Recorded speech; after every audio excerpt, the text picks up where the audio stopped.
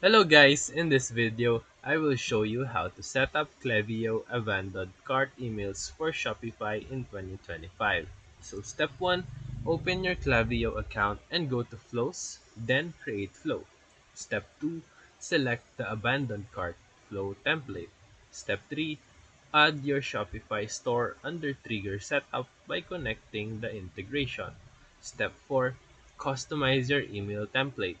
Write personalized message and use dynamic cart tokens. Step 5. Set the timing delays. Send at 30 minutes, 1 hour, or 4 hours, or which one do you like.